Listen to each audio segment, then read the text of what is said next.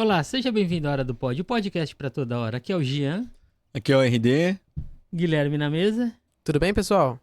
E aí, Guilherme, tudo bom? Tudo ótimo, maravilha. Como que você vai... Com quem que a gente vai ter o nosso bate-papo de hoje? Bom, hoje a gente vai conversar novamente com a Marcela Russetti, que é uma escritora responsável pela saga Filhos da Lua, né? Que já participou aqui do nosso canal anteriormente.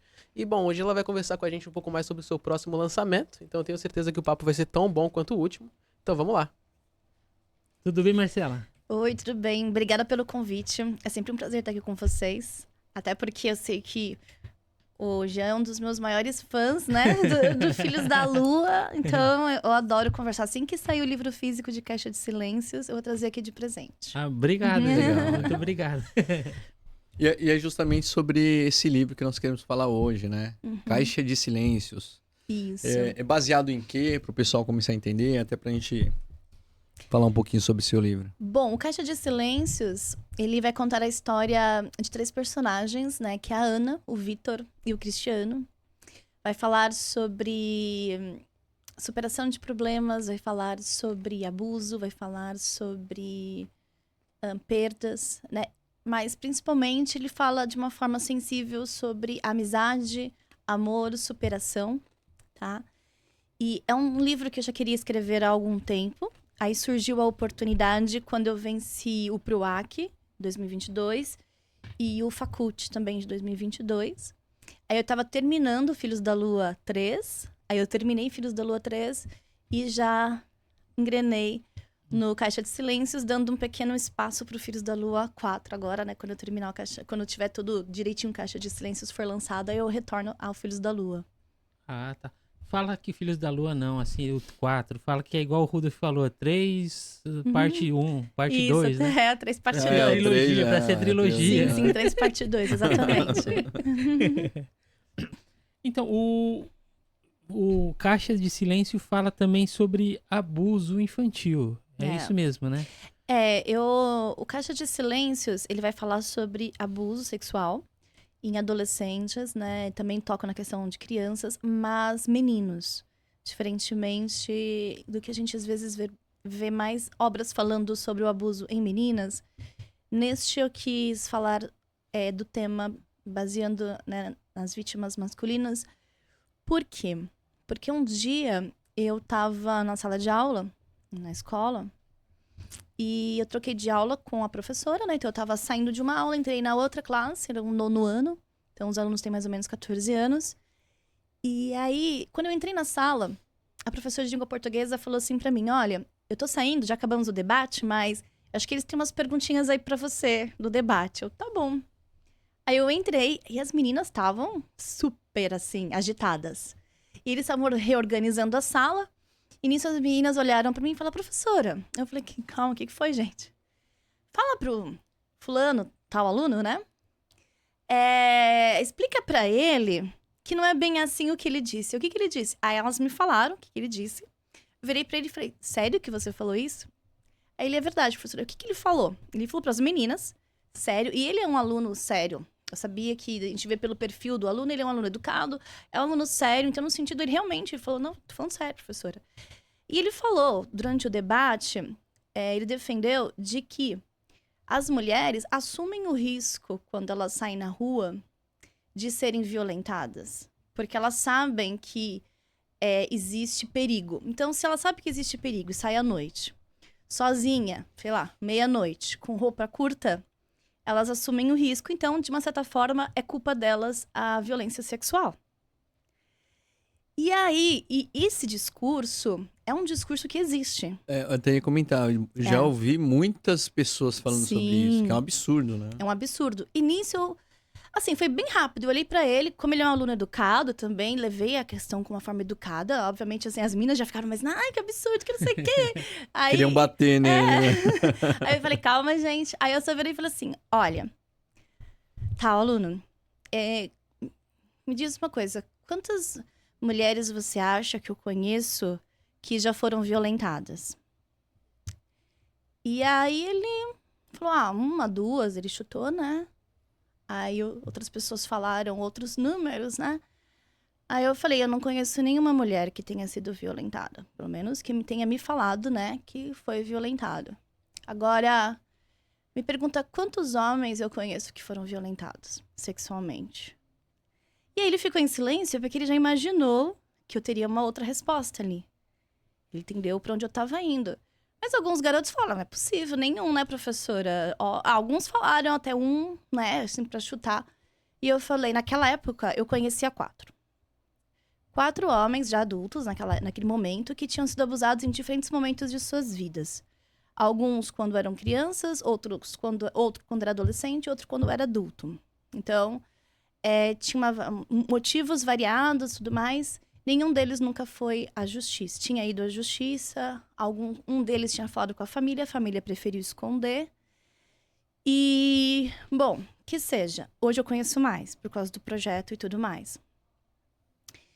E aí, eu virei pra ele e falei, então, eu conheço 4. Agora me diz uma coisa, é culpa deles? Porque eles estavam usando shorts curtos quando eles estavam saindo? Eles estavam andando sem camisa na rua? Qual é o motivo deles terem sido violentados? Então, ali, isso acabou a discussão, entende? Porque o que acontece é que existe o abuso sexual em meninos, mas ele é subnotificado. Muito subnotificado. Inclusive, tem uma pesquisa em Portugal que eles estavam fazendo alguns anos atrás, em que eles acreditavam que o número de abuso sexual em meninos era muito grande, muito maior do que aqueles imaginados, tá? Porque a subnotificação era alta demais. E que eles acreditavam, estavam tentando pesquisar, porque eles acreditavam que poderia beirar, se aproximar ao número do feminino. Só que não se ia não se vai a delegacias quase, né? Isso que eu falo. Você acha que os meninos têm mais vergonha, talvez, de assumir isso, assim, do que aconteceu? Mais vergonha do que as meninas? Quando eu comecei a fazer o projeto, eu avisei todo mundo que eu conhecia, né? E eu falei, olha, gente, eu começando o projeto Caixa de Silêncios, eu venci. Eu vou começar a fazer pesquisas, entrevistas. Então, se vocês conhecerem vítimas, por favor, me indiquem, me encaminhem. Eu vou tomar com todo o cuidado na entrevista. Vou conversar com essas pessoas. Vai ser anônimo. É para eu trazer uma sensibilidade ao livro. E eu não precisei falar muito, né? Outras pessoas apareceram rapidamente. Até pessoas que eu nem imaginava. E de todas as pessoas que eu acabei conversando, somente uma chamou a polícia. Porque, na verdade, a irmã, uma mulher, era uma adolescente na época, viu o abuso. Quando a irmã viu o abuso, ela chamou a polícia. Mas em todos os outros casos, quando o menino teve que lidar com isso sozinho, em nenhum momento ele pediu ajuda. Ele chegou, levou muitos anos para pedir ajuda, entendeu? Ou quando pediu ajuda, a família preferiu esconder com medo e com vergonha, etc., entende? Algumas vezes existe muita ideia de que a responsabilidade... A família tem medo que ela seja culpada, vista como a culpada por não ter cuidado direito, digamos assim. Estão entendendo? Então, existem muitos motivos. Mas eu acredito que grande parte desses motivos, deles muitas vezes não irem pedir ajuda na delegacia, é a questão do nosso machismo, né? O machismo, ele não atinge apenas as mulheres. O machismo atinge os homens também. Os homens também são vítimas do machismo. Porque o medo deles, depois de como eles serão vistos pela sociedade depois do abuso sexual, é algo que eles têm medo, né? E a família também. Por quê? Por causa da questão de como, porque agora aquela coisa, né? O lado masculino dele foi ferido, então agora a família se envergonha pelo que aconteceu, porque agora ele não vai ser mais tão visto como um homem, você entende? Essa visão do macho alfa que a gente tem nessa questão da sociedade, que é besteira e que acaba produzindo mais vítimas. Por quê? Porque aí a vítima não pede ajuda. Então, o vitimizador, o predador, continua fazendo. E continua, e ele não tem medo de esconder. E esses abusos, eles partem, a maior parte, é dos próprios familiares? Tem alguma estimativa disso? Então, assim? nas pesquisas, né, que a gente fez, se eu não me engano, até coloco numa parte do livro a estimativa da pesquisa nacional, 57%, se eu não me engano, são pessoas próximas, os 58%. Acho que 70% dos abusos ocorrem na própria casa da vítima. Nossa. 57, 58% é de pessoas próximas, que seriam pais, tios, avós, vizinhos e amigos. E quando eu fiz as entrevistas, quando eu pesquisei, é isso mesmo. É isso, entende? Sempre partiu desse... É isso mesmo, entendeu? É aquela pessoa que você mais confia, que você não... É o círculo de confiança, geralmente, que você fica tranquilo em deixar o seu filho ali com a pessoa e tem esse risco. Né? É bem difícil. E aí, a partir desse momento na sala de aula, eu resolvi escrever o Caixa de Silêncios. Mas até então, o Caixa de Silêncios era ainda uma ideia. Falar sobre abuso sexual em meninos. Para mostrar, para lembrar a nossa sociedade, porque escrever também é um ato social, né? Então, trazer questões importantes para a sociedade refletir como essa questão é importante. Então, se os estudos em Portugal mostram que a subnotificação é tão grande que o número de abusos em meninos pode ser próximo ao de meninas, que é a subnotificação também é alta, então você imagina o quanto os meninos estão desprotegidos, né? Em diversas formas. E aí eu comecei a pensar, mas como eu vou tratar isso? Né? De uma forma ficcional. E então eu tive a ideia de trazer para o futebol. Porque nós estamos numa cidade, Santos, que é uma cidade que é muito lembrada por causa do futebol. Então, apesar de ser uma ficção, eu fui buscar, né, estudar os bastidores do futebol para ver os casos de abuso. Então, eu resolvi especificar o abuso no futebol. E aí eu comecei a pesquisar e vi que é alarmante. Nossa. Porque entra nessa questão das pessoas próximas. Entra dos 57, 58% da pesquisa. Aquelas pessoas próximas que você confia. Então, você tem, muitas vezes, o treinador que você confia, que é quase um amigo da família, o olheiro, o agente. Então, são pessoas que são de confiança para aquele grupo, né? E aí, eu fui pesquisando denúncias, aí eu fui vendo como é que acontecia todo o abuso, né, nesse sentido. E aí, eu trouxe para o livro de uma forma leve e sensível. Então, o Caixa de Silêncios, ele não foi escrito para chocar. Ele foi escrito para sensibilizar e alertar. É um livro sobre amizade e superação de abuso, né? O ato em si, ele não é mostrado. Ele é falado, e tem o ocorrido, o acontecido, e é mostrado toda a estrutura de poder dessas pessoas. E essa estrutura de poder dessas pessoas dentro dos times de base é real. Tá? É real, isso existe, já foi muitas vezes desmontado pela polícia, não apenas no Brasil, mas desmontado por polícias internacionais em outros países também, dentro de questões ou futebol ou esporte. É tudo muito parecido, a rede é muito parecida, eles se protegem muito, né? Tô falando pra caramba, vocês podem me cortar. Não, é que tá interessante. É que eu paro de... Como eu pesquisei, eu vou desandando e vou falando. Não, sim, é que tá muito interessante isso daí. É muita informação boa. Boa não, né? Mas... Eu sei que essa parte depois vocês podem cortar, né? Mas eu tô dando uma pausa aqui, porque acho que eu tô falando. A gente não corta não, pode falar. Aí, mas... Desculpa, pode perguntar e depois a gente continua aí. Como são próximos as família ou as pessoas que lidam com isso? Tem idades assim que a maior parte é menorzinhos ou já adolescentes? A faixa etária, né? Eu vou falar mais na questão do Caixa de Silêncios, tá? Então, Caixa de Silêncios, eu não vou dar spoiler, mas é importante eu falar um pouco do caminho que o Caixa de Silêncios faz, né? Então, a Caixa de Silêncios, a cidade que eu uso é uma cidade fictícia, não existe, tá bom?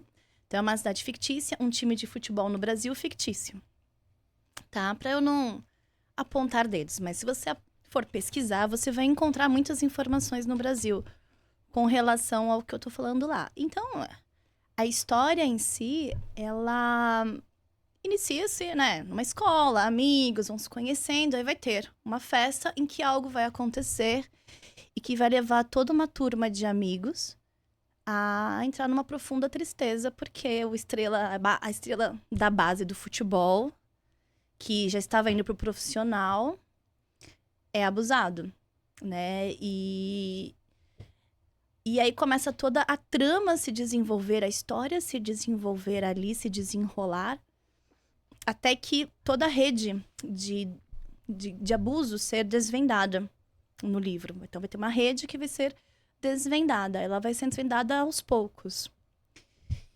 E aí eu vou explicando isso que você me perguntou, entende? E um deles, ele explica, né? E isso que eu vou falar agora, infelizmente, são a maior parte dos casos em que eu pesquisei, eles falam a mesma coisa, né? Então, eles falam a mesma coisa. Olha, começa muitas vezes com o olheiro, com o agente, que tem... É que agora eu tô confundindo um pouco os casos, porque eu li muitos casos internacionais e casos no Brasil. Teve até um jogador de futebol inglês, não sei se vocês lembram. Recentemente, ele foi numa entrevista na televisão e ele falou dos abusos que sofreu no futebol. Ele é uma estrela do futebol inglês e ele chorava na entrevista, na televisão. Aí depois vieram outros falar que também sofreram com a mesma pessoa, que era acho que o agente ou o treinador, eu não lembro. E ele falou que sofreu mais de 100 abusos durante, né, todo o tempo que ele ficou lá. As crianças, outras também, que eram adultos. E aí, ou seja, aquele homem ficou abusando por anos. Nossa. 20, 30 anos. Pelo que você viu, assim, nos estudos, entre esses jovens, as crianças, eles sabem o que está acontecendo entre um e outro? Então, é isso que eu vou chegar nesse ponto aí que você está falando. A idade e essa questão. Muitas vezes começa com eles já naquela base, sabe? 10, 11 anos, porque tanto lá na Inglaterra, lá fora, quanto aqui no Brasil, muitas vezes essas crianças vêm de lugares como, por exemplo, o Pará, bem longe, né? Alguma cidadezinha no Nordeste, aí tem lá o olheiro e fala, olha, vai pra tal time, um time famoso, do Brasil ou de outro país, sei lá. É só assinar esse contrato, eu vou levar, ele vai ficar na escolinha, ele tem moradia, né? Tem um local para ele dormir, tem todo o uniforme. Só que a família não pode vir junto porque é muito longe. Quer dizer, outra mudança de estado, né? E quem traz é o agente, o olheiro, é esse homem que traz a criança. Algumas vezes, pelas denúncias feitas, já começa ali.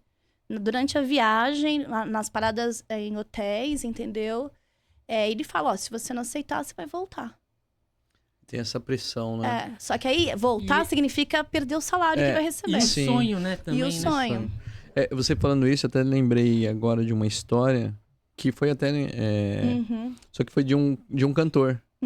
Esses grupos que tinham de... Sim.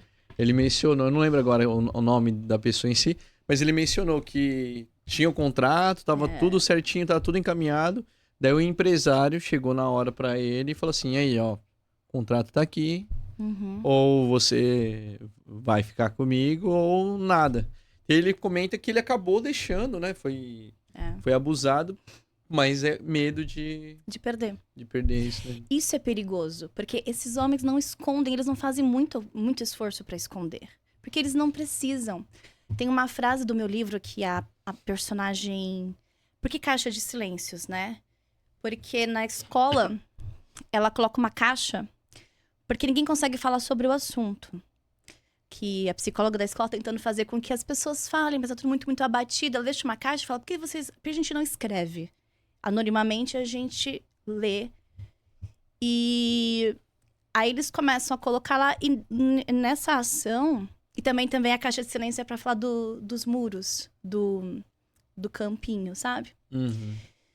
E aí, durante essa cena, ela fala, né, isso daí.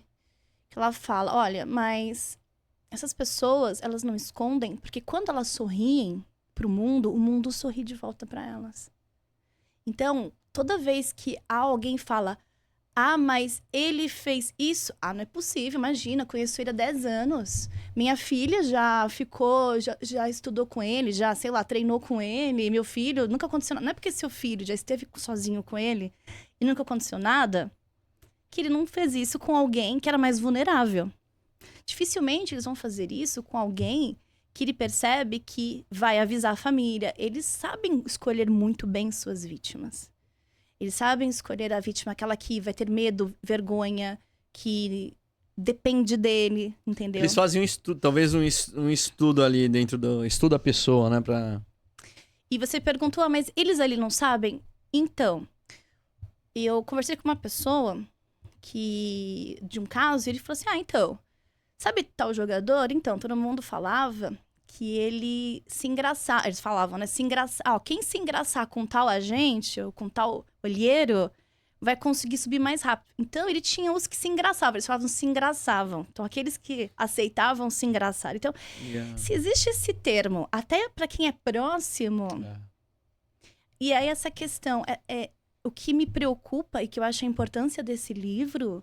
E que venha outros, se pessoas adultas sabem desse se engraçar, por que não fazem alguma coisa?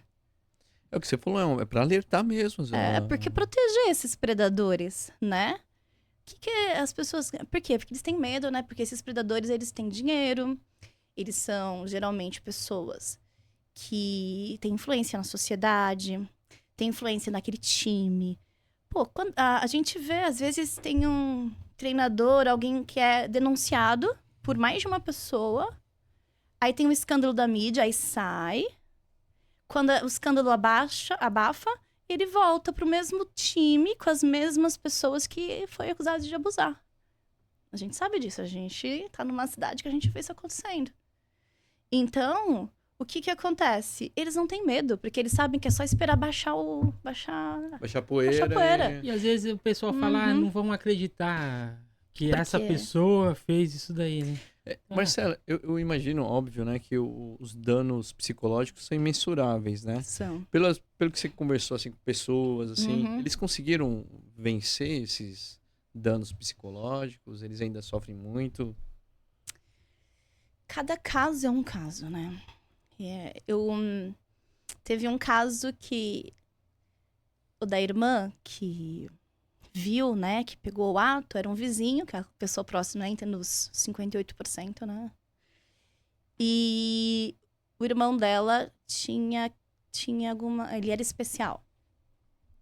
Então, o abuso também em crianças especiais é algo preocupante.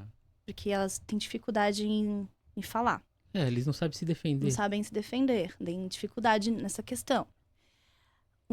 Outra pessoa que foi abusada, até hoje sofre as consequências. Hoje é um adulto, foi uns 15 anos, né? Foi abusado por uma mulher, nesse caso, não foi um homem. E sofre as consequências até hoje. Então, as questões mentais, síndrome do pânico, ansiedade. E eu acho que fica durante muito tempo, principalmente, eu acredito, né? Quando fica uma coisa que não se resolveu, né? A pessoa... Ele me falou, essa mulher, ela teve uma vida feliz e tranquila, morreu idosa, nunca pagou pelo abuso. Então, isso é uma coisa que fica, né? E aí que tá, ele fala como denunciar uma mulher também, abusadora, né? Essa questão do machismo também é pesado, porque quando você fala assim, você é homem, pô, você não gostou. Então, tipo, isso é um absurdo também, pensar que não há mulheres que não abusam. Que era uma amiga da mãe, ou seja, outra pessoa conhecida, próximo do círculo de confiança. Exatamente.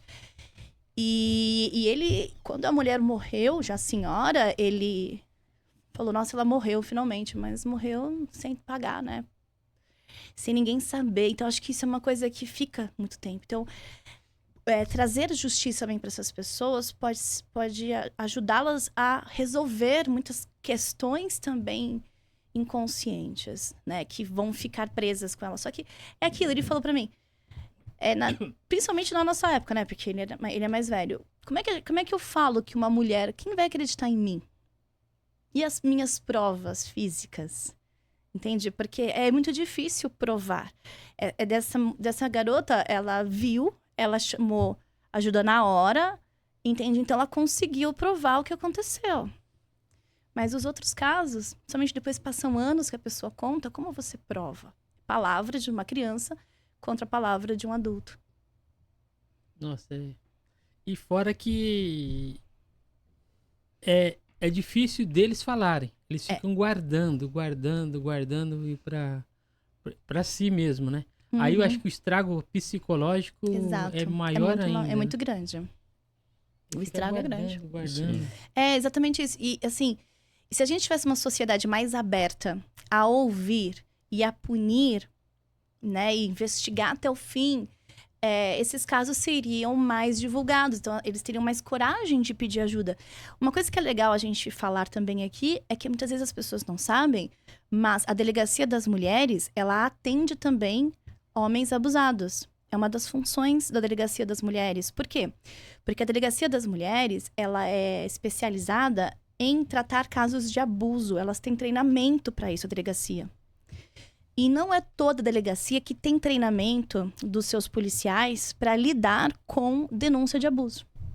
Porque eu fico imaginando, igual você mencionou, essa questão do machismo. Às vezes um homem, né, que foi abusado, chegar na delegacia comum, Exato. falar, Chega olha, pro foi delegado, abusado, ele não vai saber das tratativas razoáveis aí. Então, das mulheres. Das mulheres aceitam. vai saber. Na verdade. Igual ele fala, um homem falando para um delegado, também homem. Fui abusado por uma mulher. É capaz de falar, eles vão dar até risada, não sei. Mas às vezes é mentira. Não, pensa comigo. Se eles já desacreditam uma vítima mulher, por que não vão desacreditar uma vítima homem? Vou falar de um livro que ganhou o prêmio Nobel, que devia ter trazido aqui pra vocês verem, que é... Agora eu esqueci o nome do livro em si, mas a gente dá uma olhadinha aqui numa pausa que eu olho. A série foi baseada neste livro, é aquela Inacreditável. Se souber o nome, talvez, se puder colocar aí, Guilherme. O nome do livro é Falsa Acusação. Eu acho que o nome do livro é Falsa Acusação. Tem uma continuação no texto. Esse livro, ele foi escrito por dois, acho que... Isso. É isso aí. Joga aí na tela pra ver se é isso mesmo. Por jornalistas. Eles fizeram todo o levantamento dessa história real. Ganharam Esse aí? Não sei se foi Pulitzer ou o Prêmio Nobel, agora não lembro que eles ganharam. Acho que é Pulitzer que eles ganharam. E saiu a série. A série, Inacreditável, na Netflix, é baseada nesse livro. E eu li até o livro, na verdade tô terminando de ler. E assisti a série. E como eu falo, né, é perturbador. E esse livro... Perdão, qual é o nome da série? É Inacreditável. Inacreditável? Da Netflix. Esse livro, ele é tão importante para os Estados Unidos porque ele mudou as leis americanas. Quando esse livro saiu. Por causa desse livro? E assim, o impacto desse livro... Olha, é isso que eu acho interessante, sabe, falar. Porque essa é a nossa função como escritor. Escrever para ajudar a transformar a sociedade para melhor. Né? E o impacto desse livro foi imenso. Por quê? Porque fala sobre uma vítima de estupro nos Estados Unidos. É real a história toda do livro. O livro é baseado numa história totalmente real, tá? São os jornalistas contando da investigação, tá? E a investigação de duas detetives. Eles vão focando nessas duas detetives. Só que a série, ela tem um viés, assim, uma visão diferente. Porque começa com a vítima e depois que você conhece as detetives. No livro, você já conhece as detetives. Logo no início. Então, na série você tem a menina, que ela tem uns 18 anos, mais ou menos 19, ela é jovem, ela tá morando sozinha, ela é violentada, ela chama ajuda, chama a polícia. E ela tem que contar a mesma história umas 10 vezes. Nossa. Antes de ela ser liberada pra ir pra casa. Porque ela conta pro policial que chegou, aí pro outro policial que chegou, aí depois pro detetive, ela vai pra delegacia, ela tem que falar de novo. E ela tá cansada, ela tá traumatizada. Então, ela começa a se embaralhar nas lembranças. Ela já começa a pular. E fora que deve machucar muito, né? Cada vez vai contando. Sim, ela começa... Ela fala assim... ela começa cada vez mais a resumir a história. Então, vai faltando pedaços e tudo mais. E os detetives, eles chegam a receber uma denúncia anônima falando que ela tá mentindo. Só que ninguém sabe quem foi que fez isso. Até o próprio estuprador que ligou pra polícia e falou que ela tava mentindo. E é mais fácil acreditar que falar, não, é mentira mesmo do que... Aí, nisso que a polícia recebe essa denúncia, dizendo que ela tava mentindo, que ela queria aparecer, que ela só quer aparecer, os detetives mudam o viés e começam a acusá-la. Começam a mudar o o jeito de interrogá-la... Não tratá-la como vítima, mas como uma mentirosa. Nossa. Tentando descobrir pontos fracos na história dela pra provar. Tem certeza que aconteceu isso? Ah, você não tá mentindo e tal? Porque... Entende? E nisso que começam a pressionar ela, psicologicamente ela desiste. Ela tá tão estressada, tão cansada, tão exausta, que ela fala, não aconteceu nada, eu quero ir pra casa. Ela fala, não aconteceu nada, eu vou pra casa. É mais fácil pra ela virar pros delegados e falar, realmente eu menti, se eu menti, só me deixem em paz. Eu quero ir pra casa, descansar. E aí só que ela faz isso e a polícia fica quieta. Aí vem a amiga dela e fala, olha, você não pode fazer isso, você tem que contar a verdade, porque esse estuprador pode estuprar de novo. Então, por favor, vai lá, fala a verdade. Ela volta pra delegacia e fala, olha, aconteceu. Eu só falei que não aconteceu porque eu tava ficando cansada. Então, olha o que aconteceu. Ela vai, fala que foi violentada, ela chama a polícia faz toda uma investigação lá na casa dela. Aí depois começam a tratá-la como uma mentirosa. Ela, estressada, tem 18, 19 anos, é muito jovem. Ela fala que tá mentindo, pressionada, ela fala que tá mentindo. E ela volta atrás falando que tá falando a verdade. Os delegados não acreditam, os detetives não acreditam e continuam pressionando ela. E provam que ela tá mentindo, porque dizem que não encontram nenhuma prova. Os amigos dela se afastam, ela é vista como uma mentirosa, tá? Fazem até uma reunião no condomínio com ela, apontando ela que ninguém pode mentir como ela mentiu e tal, E assim vai. Ela foi a primeira vítima do estuprador. Ela foi desacreditada. Ele passa anos violentando. Resultado, quando essas duas detetives mulheres pegam um caso em outra cidade, que é a história desse livro... Que era esse mesmo cara? Que é o mesmo cara, Olha. mas que já tá pegando... Elas vão fazendo todo o trabalho de investigação pra trás. Elas vão fazendo todo o trabalho da vítima que elas pegam até as vítimas anteriores. E elas vão indo delegacia em delegacia pra poder ver comentários parecidos, porque ele tem um método. E aí ela vai pegando... Essas detetives vão percebendo uma coisa absurda, gente. Que essas mulheres foram desacreditadas em cada delegacia que elas foram. Elas foram desacreditadas. Todas as outras. Todas as outras vítimas que foram pedir ajuda foi mal investigado, foi desacreditada. Também desistiram porque não foi levado a sério. O detetive achava que ela estava exagerando. Ah, como assim? Entrou na casa e depois estava conversando com a vizinha no dia seguinte. Porque muitas dessas mulheres não ficavam chorando. Simplesmente aconteceu, voltou pra casa e continuou a vida normal, entendeu? Elas não se posicionam como vítima. Então, como você não se posiciona como uma vítima, então você não é uma vítima. É porque eu fico imaginando também, a pessoa ela se sente envergonhada com toda essa situação, né? Eu lembro quando a gente morava lá em São Bernardo, né? Nós ficamos sabendo de uma moça que havia sido violentada. E os pais falaram isso, que ela tinha vergonha de contar, tudo mais. Deve acontecer muito isso. Sim, e é o que acontece com essa moça, né? Ela estava cansada de contar várias vezes. Só que essas duas detetives, elas eram diferentes na hora de abordar essas vítimas. Então elas foram investigando até chegarem nessa primeira. E aí elas chegaram também, prenderam o estuprador, encontraram fotos das moças, tudo. E aí elas descobriram que a primeira vítima foi ela. Nossa. Se os detetives tivessem levado a sério essa moça, não teria tido todas essas outras vítimas. E aí, no final, o detetive vai pedir desculpa pra ela. Mas aí ela fala, não é só pra mim que tem que pedir desculpas, é pra todas as outras vítimas dele. Eu fui a primeira. E ele fala que ele achava o estuprador... Ele achava que ele ia ser preso depois da primeira vítima, porque ele largou DNA, ele disse que não se preocupou muito com a cena do crime, como ele se preocupou nas outras vezes. Então, ele poderia ter sido preso logo na primeira. E aí, o que mudou da lei dos Estados Unidos? Que a vítima de violência sexual, ela não pode ser interrogada na cena do crime. Tem que chegar um agente treinado para tirar o depoimento dela uma única vez. Ela só vai falar uma vez e nunca mais. Então, e tem que estar gravado. Então, quando a vítima chama, o policial que atende não pode perguntar para ela o que aconteceu. Só vai falar, espera que logo, logo vão tirar seu depoimento. Foi violência sexual? Foi. Então, espera um pouquinho. Leva ela para delegacia. Na delegacia, ela senta, grava, conta uma única vez, gravado, e quem tiver dúvidas, ouve a gravação.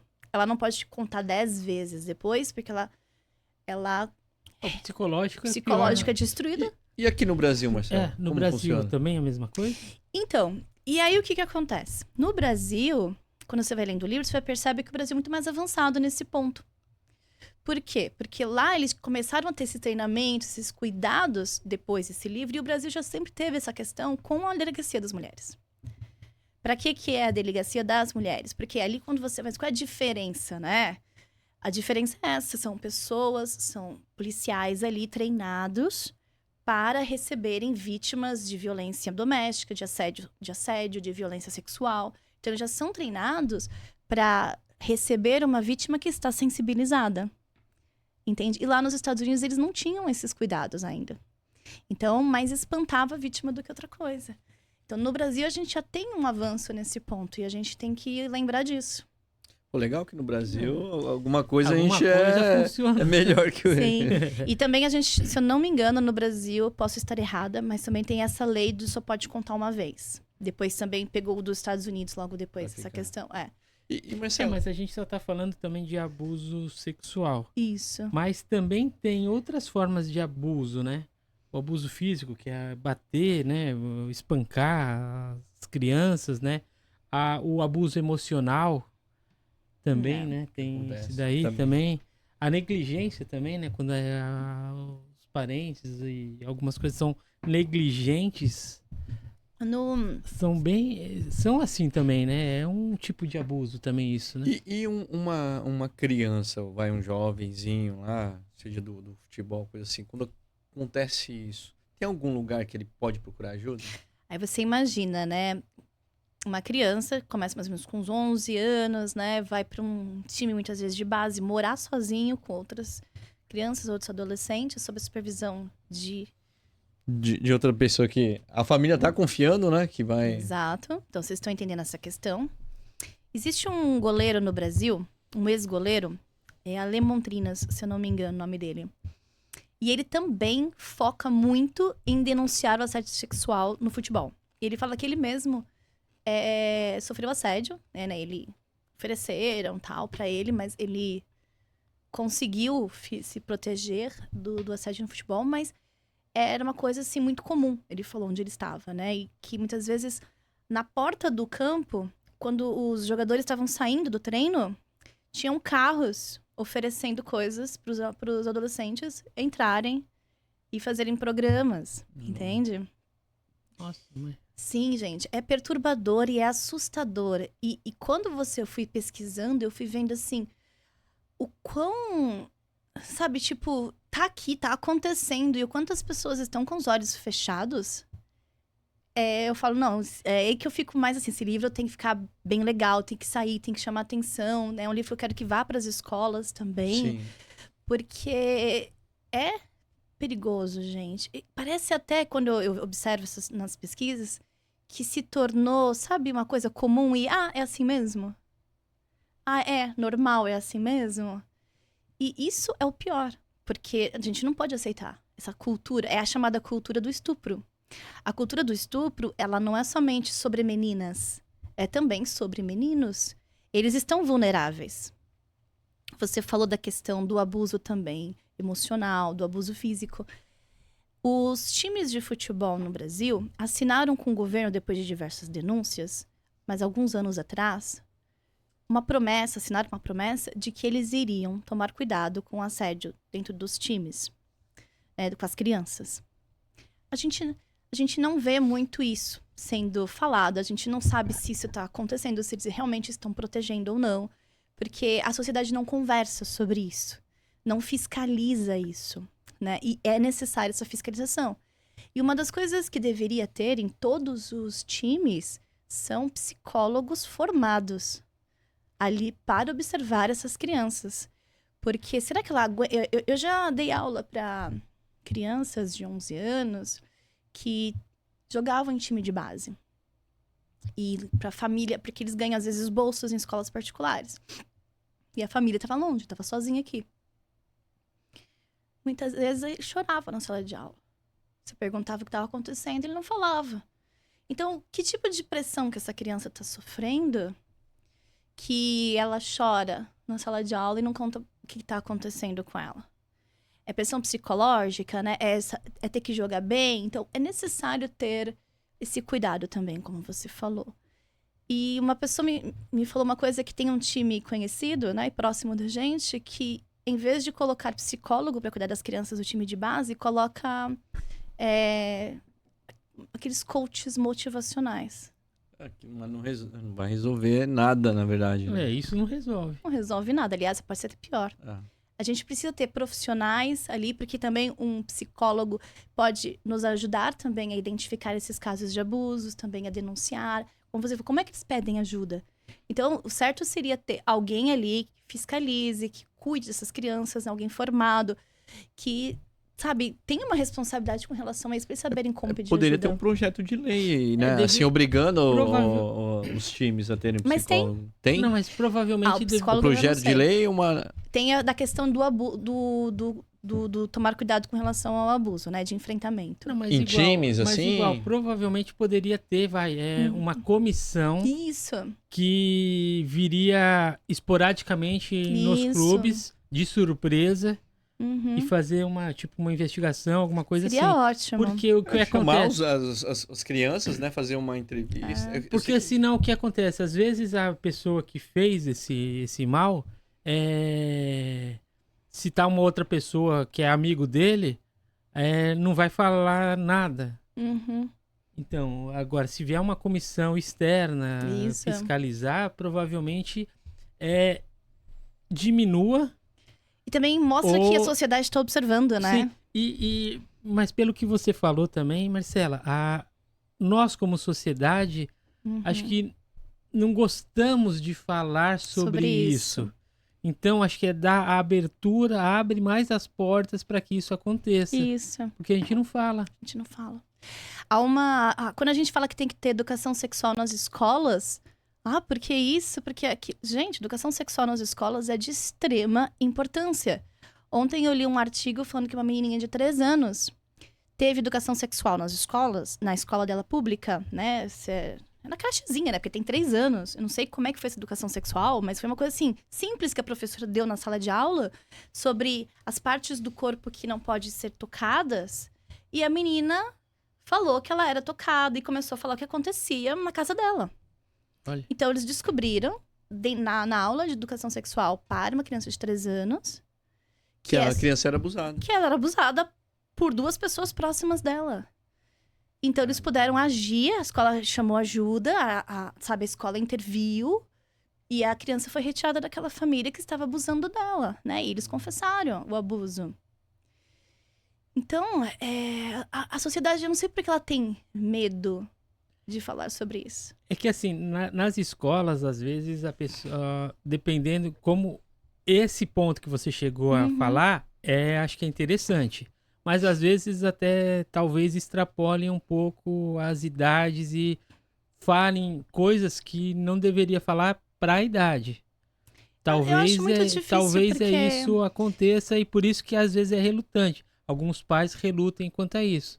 Mas igual, dessa forma que você falou, quais as partes que não podem ser tocadas? Sim. Desde pequenininho, é legal isso daí. Às vezes os pais, por vergonha ou por não compreensão, não explicam para os filhinhos, para as filhinhas, isso daí.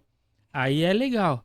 Mas aí mostrar outras coisas, tá? Mas é muito difícil profissionais da educação não ensinarem de acordo com a idade, né? Então, o que acontece muitas vezes, eu acho que é uma questão, infelizmente, política, uma pauta política moralista, que infelizmente tem essa questão da extrema-direita que está abraçando, né? E que muitas vezes acaba protegendo mais os predadores, na verdade, acaba protegendo os predadores e deixando as crianças em uma situação mais vulnerável, né? Então, se a gente educa dentro da faixa etária de cada um, nós protegemos, né? E muitas vezes o medo dessa educação faz a gente questionar a questão moral da nossa sociedade também. Sabe por quê?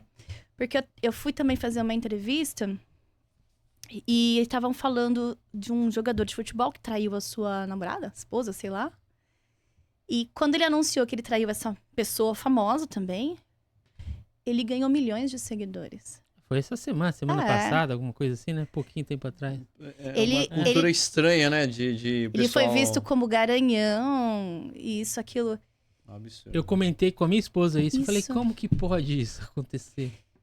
E aí a gente começa a se questionar como a nossa sociedade ela está adoecida nesse sentido. Então, livros como este, falar sobre isso muitas vezes na escola e tal, é enfrentar essa sociedade doente. Nesse sentido, entende? Porque como é que nós vamos ter futuros adultos mais saudáveis que não tem uma visão dessa? Ah, agora eu vou seguir esse cara porque ele é garanhão, ele traiu a mulher e tal. Como é que nós podemos fazer com que as crianças sejam adultos melhores se a gente não enfrentar? Então, mas uma inversão de valores absurda, que acho que deve ser de... Essa cultura, esse pensamento é de anos atrás, né? De anos. Marcela, eu tava falando com eles ontem mesmo. Vieram me mostrar alguns vídeos, assim, de coisas que são, aquelas piadinhas de mau gosto, aquelas piadinhas que... Sim. Mas que dão muita visualização. Aquelas coisas que dá muito, e infelizmente no Brasil dá muita visualização. O pessoal gosta mais disso. Às vezes gosta mais disso do que às vezes da cultura, de coisas que possam ensinar. Então isso também tem que mudar um pouquinho. Porque a gente tem que acordar e para essas coisas que acontecem. E tá às vezes na nossa frente e a gente não percebe ou finge igual aqueles macaquinhos, né? Não vê, não escuta, não fala. Isso fica um alerta, que tá na minha capa isso, né? Dessas frases. Fica até um alerta pros pais, né? Dessas crianças, esses jogadores que estão começando. Eu acho que cada vez que eles retornam para casa, acho que os pais devem fazer um passo a passo, perguntar o que está acontecendo, se está tudo bem, se houve alguma coisa diferente. Mas no mundo do futebol, existe um tipo de cartilha, assim? Que eu saiba, não. O seu livro vai poder ajudar. É a minha intenção. Mas igual, não só no mundo do futebol, vários esportes também, quando as crianças saem do convívio dos pais, igual a Marcela falou, vem de muito longe, fica sozinho, e às vezes os pais, a grande maioria, são muito humildes. Então não tem... ficam vulneráveis. Isso, eles não têm dinheiro, aparece com R$100 às vezes lá, é uma fortuna para eles. Então fica difícil, eles não vão conseguir voltar para os pais. Só vê uma vez, liga para os pais uma vez por mês e olhe lá. Então é mais difícil isso. Aí você tá entendendo a situação de vulnerabilidade que essas crianças estão. E se fosse só no Brasil, mas não é só no Brasil. A gente viu o que esse inglês falou. Né? Um jogador famoso em inglês, e ele diz o quanto que ele sofreu de abuso, né? Ou seja, é algo que a gente vê em muitos lugares. Isso é preocupante. Deveria ser visto, entre aspas, como uma epidemia nesse sentido. Por quê? Lá nos Estados Unidos também tem outra série chamada se eu não me engano, eu acho que é o nome da série, e que fala recentemente, bem recentemente, daquela atleta, Atleta A, o nome da série, que acusou o treinador ou dirigente, eu não lembro, de toda a Federação Olímpica de Atletismo dos Estados Unidos de abuso. Não foi o dirigente, desculpa, foi o massagista, um fisioterapeuta, alguém. E ele abusou de centenas, talvez milhares de atletas. E ninguém contava. E aquelas que contavam, elas perdiam a bolsa. Porque aí os dirigentes acima dele faziam essa menina sumir no esporte. Faziam ela desaparecer, desacreditavam ela, sua família e tudo mais. Então, quando essa atleta denunciou, eles viram que era uma rede de silêncios e de abusos de anos. E a gente fica, como assim? Entende? Como isso... Foi uma das maiores vergonhas dos Estados Unidos. Essa série também ela é muito boa, uma série documental.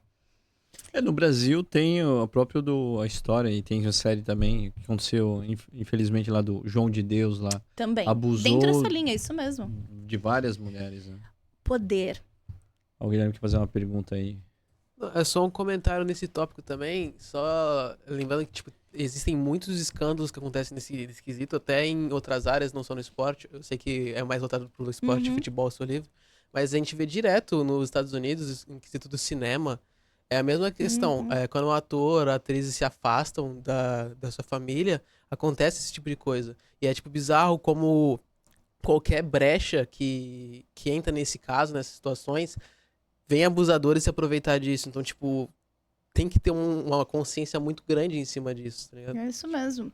E a gente vê muitas vezes que nessas séries, nesses relatos, esses homens são casados, têm filhos, entende? Então, aí você começa a se questionar que vem junto essa questão do poder.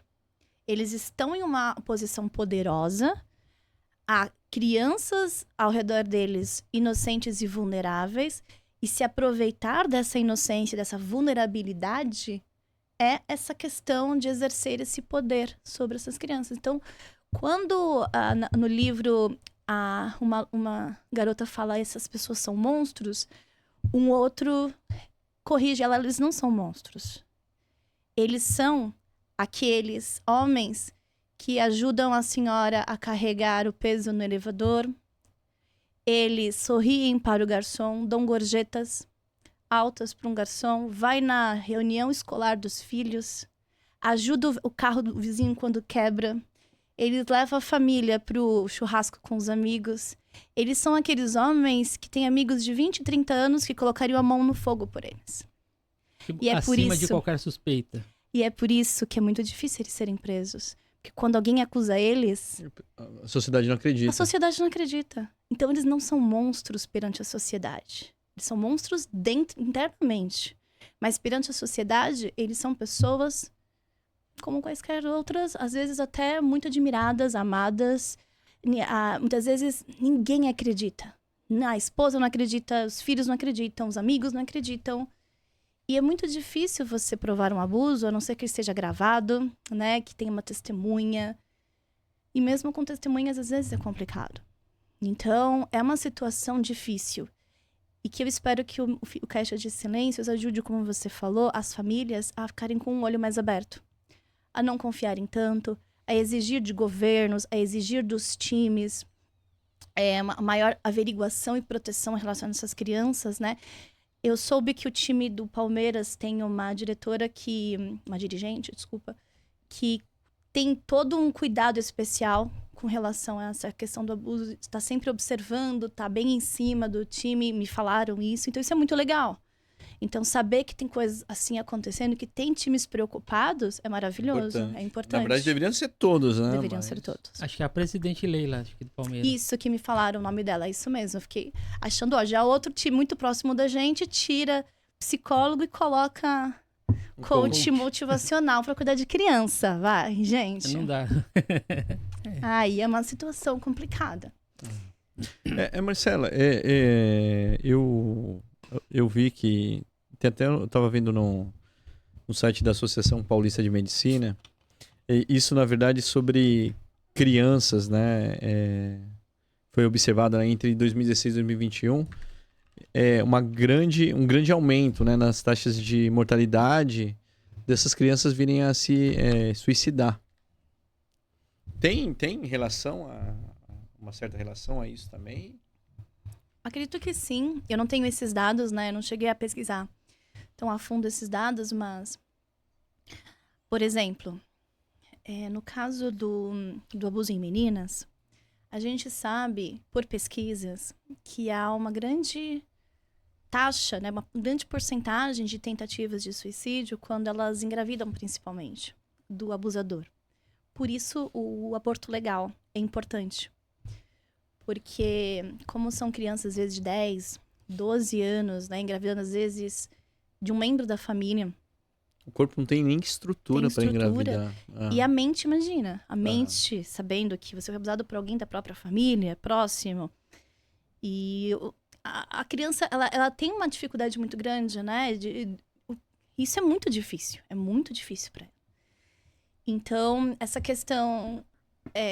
do aborto legal, ele foi legalizado também por causa dessa questão taxa de suicídios.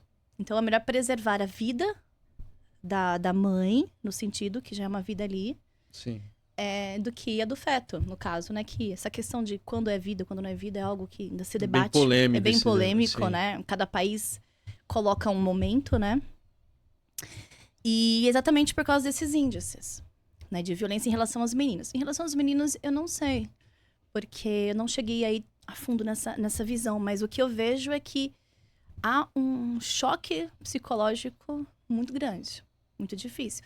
O Alemão Trinas, ele fala uma coisa no livro dele, que eu li, né? Sobre essa questão do abuso. Que ele fala que se a gente imaginasse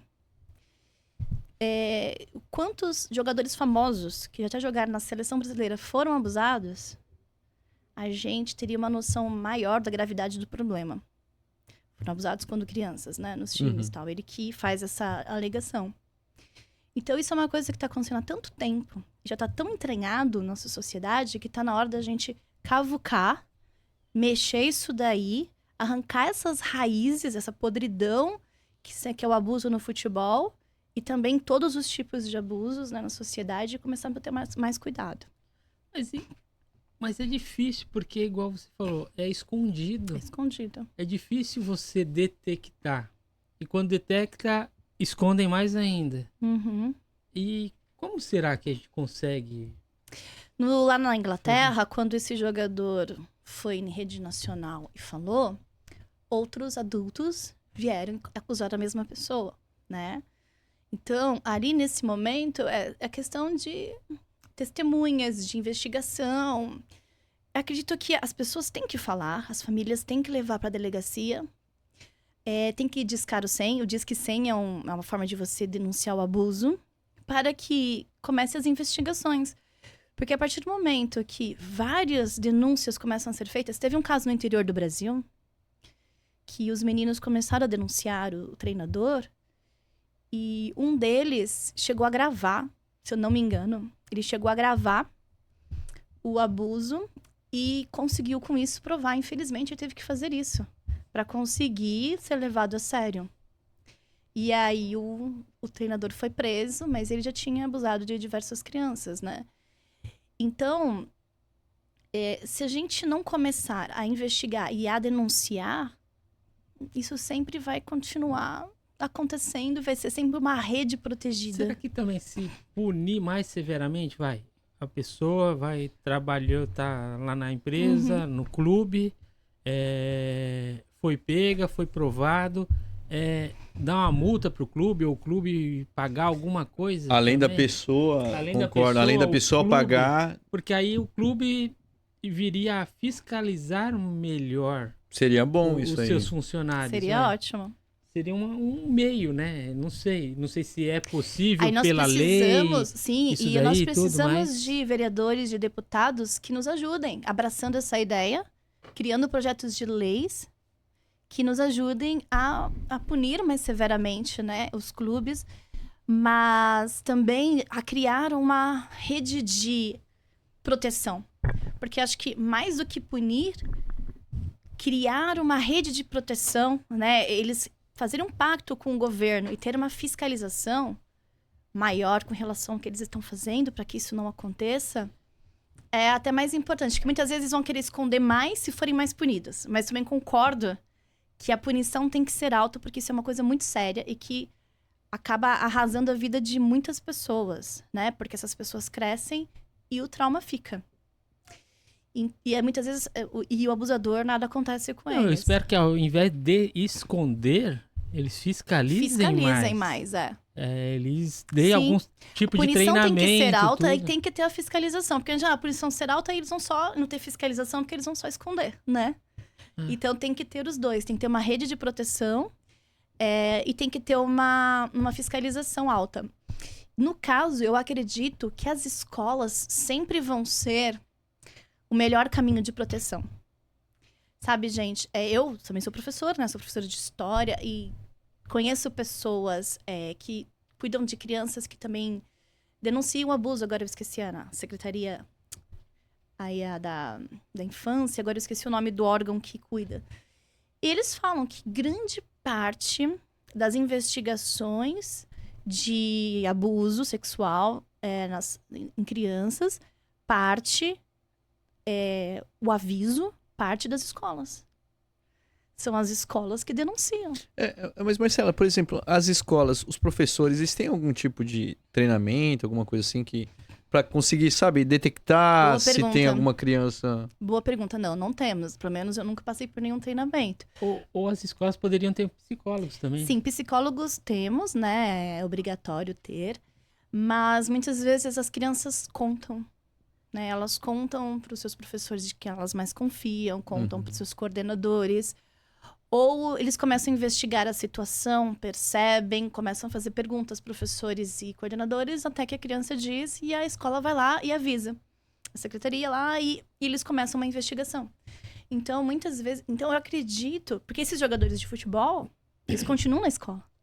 Indo para escolas. Sim. Então, qual é o melhor lugar para a gente começar uma campanha para a proteção desses jogadores? Nas escolas. Mas, então, as escolas, então, dá para ser o primeiro passo. Essa é a proposta do Caixa de Silêncios. Então, eu creio que depois da pessoa sofrer esse abuso, muda alguma coisa neles. Acho que os professores que estão mais próximos também ali conseguem perceber talvez algo ou não. É difícil. É difícil, principalmente se for escolas públicas, onde as classes são grandes, né? As crianças têm diversos problemas diferentes. E o professor em si, como a gente falou, né, não tem o treinamento. Então, é necessário, muitas vezes, ter uma campanha de conscientização ou uma educação sexual. Porque é na educação sexual, muitas vezes, que eles estão lá vendo o que pode e o que não pode ser feito, como denunciar. Porque tem um caso que eu li, que o garoto só entendeu que estava sendo abusado 2 anos depois. Nossa. Começou o abuso aos 7. Aos 9 ele percebeu que estava sendo abusado. Ele não tinha identificado que aquilo que estava acontecendo com ele... Ele achava que era normal. Ele achava que era normal. Porque ele não tinha a educação como criança de que aquilo não era normal. E essa educação sexual que você menciona, todas as escolas têm isso? Em geral, as escolas, elas têm. O que muitas vezes acontece é que, às vezes, por pressão da sociedade, algumas escolas acabam pulando o que deveriam estar oferecendo como educação sexual, entendeu? Que é essa questão de você entender o seu próprio corpo, você saber o que é abuso, o que não é abuso. Porque a partir do momento que você entende a sexualidade em si, você sabe quando alguém está ultrapassando o limite com você. E é isso que, se eu não me engano, na Alemanha, eles têm educação sexual a partir dos 7 ou dos 9 anos na televisão. Tem um programa para as crianças assistirem. Para os pais colocarem lá a criança para assistir. Marcelo, mas igual, até tentaram fazer aquela cartilha lá que foi... Eu não sei se a cartilha tem a ver com isso. Teve uma cartilha, não é? Tem, mas eu não sei se seria... Eu não sei, então, mas igual, mas mostrava algumas coisas que toda a sociedade ficou abismada. Eu não lembro da... Recriminou.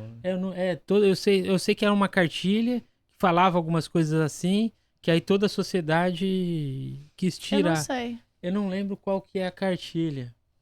Acho que até foi já mas no aí mesmo dia. Mas aí deve ter sido uma coisa meio local, às vezes uma coisa meio uma coisa municipal. Não, acho que era do governo federal. Não cheguei a... Então, é que assim, acho que não chegou a lançar. Mas eu não sei se tem a ver com a educação sexual, não sei se seria... Então, eu acho que talvez já tinha um pouco também. A questão é que se erros acontecem, eles têm que ser consertados e não cancelada a ideia, entendeu? Sim, sim. Muitas vezes, às vezes um governo querendo economizar, contrata uma empresa que vai fazer as coisas de qualquer jeito e faz mal feito. Então tem que contratar uma empresa correta, que entenda de educação. Às vezes a empresa que é contratada não entende nem de educação. E aí vai querer fazer uma cartilha sobre educação sexual e nem entende de educação. Mas é contratada porque é amigo do deputado, do sei lá quem, entendeu? Do senador. Então, a questão da sociedade que ela tem que prestar atenção tá, o livro não era adequado? Tudo bem, então vamos contratar uma outra empresa para fazer o livro adequado. Mas nós temos que ter um livro sobre isso, nós temos que falar sobre isso. Mas isso, além da escola, eu acho que principalmente as famílias, elas têm que estar atentas a isso. E eu acho que tem que ter, tipo, o seu livro. Vamos fazer uma propaganda aí pra Marcelo. Sim. Não, mas eu acho que, assim, pros pais Coloca a capa ali do sentarem livro, lá. com os filhos, conversar. E às vezes Olha descobre-se lá, alguma olha o coisa, livro né? ali, ó. Esse é o Caixa de Caixa de Silêncios. Que o livro, toda a capa é o muro, né? Inclusive perfeito. na orelha é o muro, como você abre a orelha, você fecha, que seria o campinho, né? Tem o portãozinho. Que ali dentro do campo de futebol é a Caixa de Silêncios. E aquela caixinha ali com as folhas saindo é a caixa da escola que eles usam para poder falar sobre o assunto, né? Anonimamente. Ali tá, no muro tá escrito, não finja Que não... que não saiba, né? Não Isso, finja que não sabe. Não E depois sabe, tem não outros... sabe. Na outra parte da capa tá não finja que não ouviu, não finja que não viu. Legal. E se você perceber ali no cantinho, tem margaridas. Ah, aqui no canto esquerdo aqui. Saindo de uma rachadura no chão. Ah, verdade, olha. As margaridas, sai na rachadura até do muro e do chão, né? Na verdade, a margarida, ela é o símbolo do combate ao abuso sexual infantil. Poxa, não sabia. E o laranja, por isso o muro laranja, é a cor do maio laranja, que é o mês que a gente lembra o combate ao abuso infantil. Eu pretendo todo mês de maio colocar um dia, que é o dia do combate ao abuso, esse livro gratuito na Amazon, né? Minha intenção é eu colocar o e-book, né, gratuito na Amazon uma vez por ano, porque é um livro que eu já ganhei com ele o suficiente, já ganhei 2 prêmios, então eu acho que a ideia é que ele possa alcançar o maior número possível de pessoas. Eu até ia falar, na verdade, fazer um convite para Leila, a presidente do Palmeiras, que você comentou, né, que ela é engajada nisso, a comprar vários livros até para distribuir. Não, é verdade. Para distribuir talvez para os familiares, dos jovens e tudo mais, acho que ia fazer muita diferença. Vamos tentar chegar, né? A Leila. Chegar na Leila aí. Chegar na Leila ali. Por favor. Olha, eu sou corintiana, mas eu admiro muito o Palmeiras. Agora, um spoilerzinho no livro, tem um jogo do Palmeiras e do Corinthians no livro. Ah, tem? Tá vendo? Tem um livro. Porque assim, apesar do... Tomara que o Palmeiras que ganhe. Ganhar naquele jogo. Corinthians... Que é uma das coisas mais interessantes. O pessoal que tá lendo, né, os meus leitores sensíveis, dizem que esse final, com o jogo do Palmeiras e do Corinthians, é um dos finais mais interessantes que eles... Okay. Pro livro... Vocês vão entender quando vocês lerem. Legal. É legal passar... Pô, não sei se pode também passar aquele teaser do livro. Se tiver... Tem aí? Pelo menos eu passei pra vocês. Então fez aí. Vai lá, Guilherme. O Guilherme já tem tudo preparado aí. Só o Rossetti que faltou um S. Faltou um S ali do Rossetti. Realmente, olha lá, Marcela Rossetti. É que é tudo duplo, né? Marcela com 2 L's, Rossetti com 2 S's, 2 T's. Bom, vamos lá. Aí, né, a apresentação dos prêmios.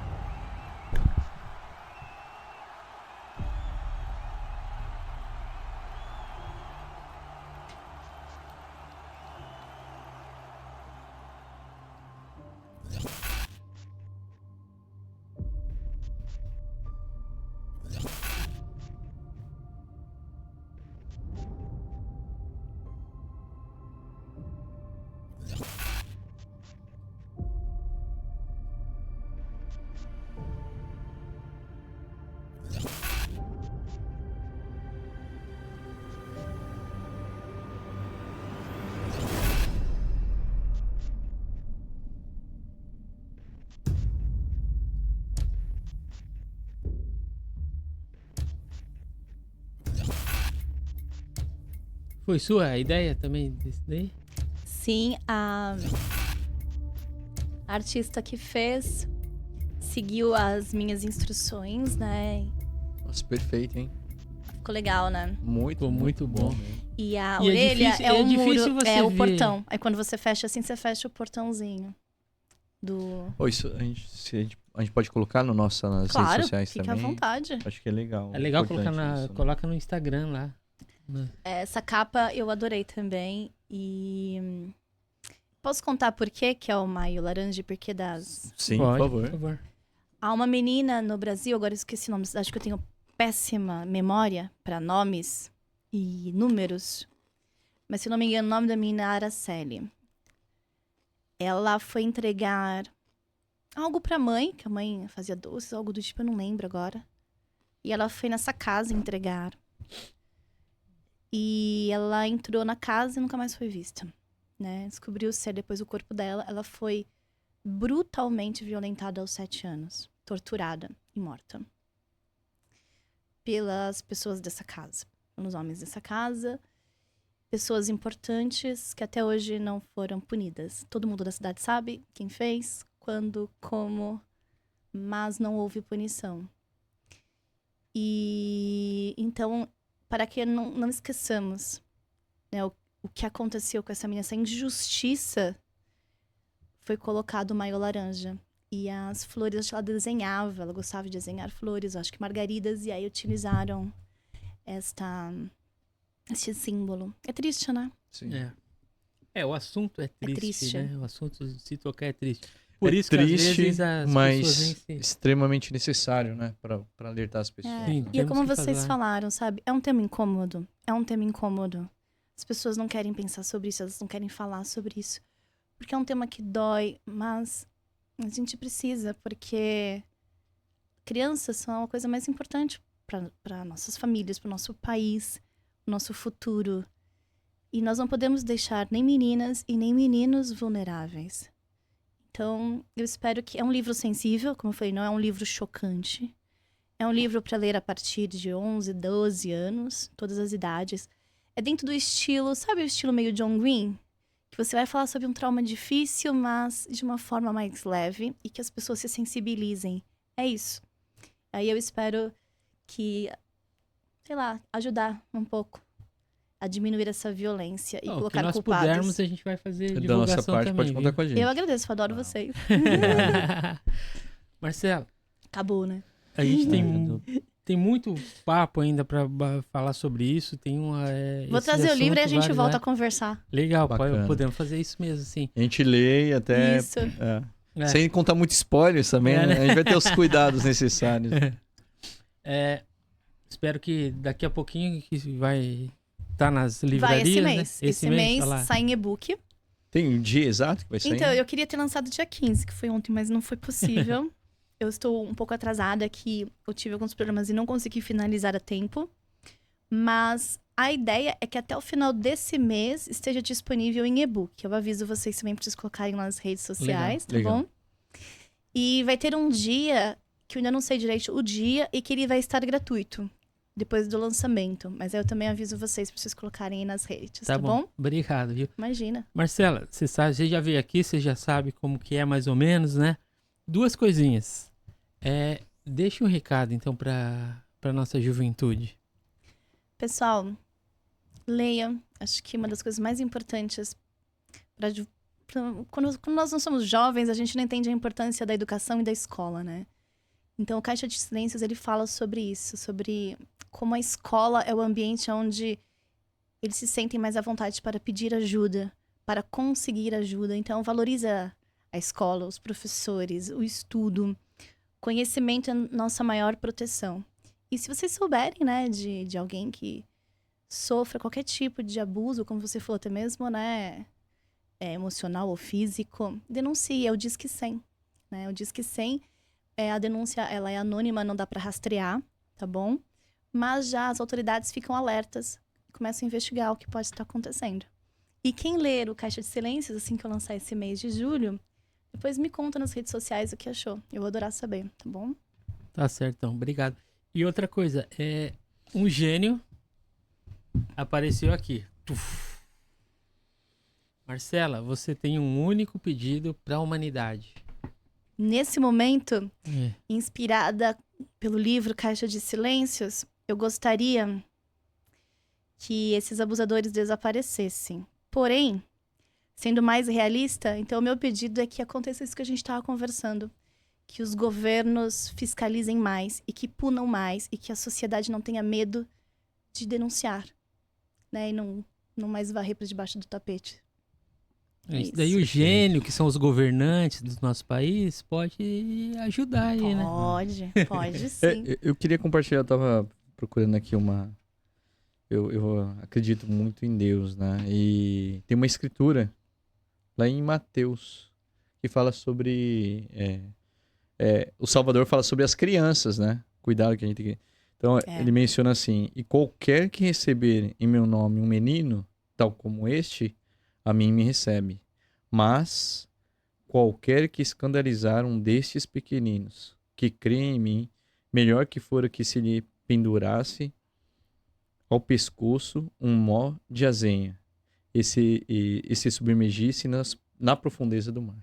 Pois é. Então, assim, realmente é forte, mas de fato, as pessoas que fazem mal para as crianças realmente têm que ser punidas, né? Trecho muito bem lembrado. Tá certo. Pessoal, agora também sigam a Marcela no Instagram. @Marcela Rossetti com 2 S. Com 2 S ali. O editor vai ser corrigir. consertado na edição. Tudo bem. E também, olha só, acesse o site dela, filhosdalua.com, que é os livros, a que o Jean adora. E lá também vai ter sobre o Caixa de Silêncios também. É porque quando você coloca filhosdalua.com, vai para o mesmo lugar, o site é Marcela Rossetti. Mas como Marcela Rossetti é algo difícil de escrever, Filhos da Lua é mais fácil de lembrar. Legal, vai tudo para o mesmo lugar. Tá certo, então. Pessoal, ajudem, comprem esse livro, divulguem também esse livro. Importantíssimo. Divulguem também o nosso canal Hora do Pod, dê joinha, comentem bastante. Compartilhem essa conversa nossa aqui com a Marcela, que é importante. E comentem lá que provavelmente a Marcela, nós conseguimos também responder para vocês, que é muito importante que esses comentários, esse engajamento de vocês, para que leve esse tema para muito mais pessoas. Aí a gente consegue ajudar um pouquinho mais o nosso Brasil aqui. A conscientização. E até eu queria fazer um pedido aí pro pessoal da internet, né? Às vezes nós vemos muito o pessoal compartilhar coisas que eles acham no futebol, né? No mundo do futebol, quando tem aquelas brigas, aquelas coisas, confusões no futebol, todo mundo compartilha, né? Mas busquem compartilhar isso também, que é importantíssimo. Acho que vai fazer muita diferença. É um alerta para todos, né? E pode proteger, né, os familiares, os filhos aí de muita gente, né? Divulgar que vale a pena a gente pressionar os times, as torcidas organizadas podem ter um papel nisso. Sim. Né? Impressionar para que tenha fiscalização, para que esses jovens se mantenham saudáveis fisicamente e mentalmente, né? Para não terem traumas depois. Por causa dessa questão dos abusos. É claro que não é todo o time, não é todo... Sim. Mas a gente está generalizando nessa questão. Então, é importante que haja um cuidado enorme. E para isso, a gente precisa que a sociedade pressione famílias, torcidas. A gente ficar de olho. Não fingir que a gente não tá vendo. Tá certo, então, pessoal. Faça igual o Rudolf falou. Divulguem. Tá bom? Obrigado, gente. Um abraço. Obrigado, Marcelo. Valeu.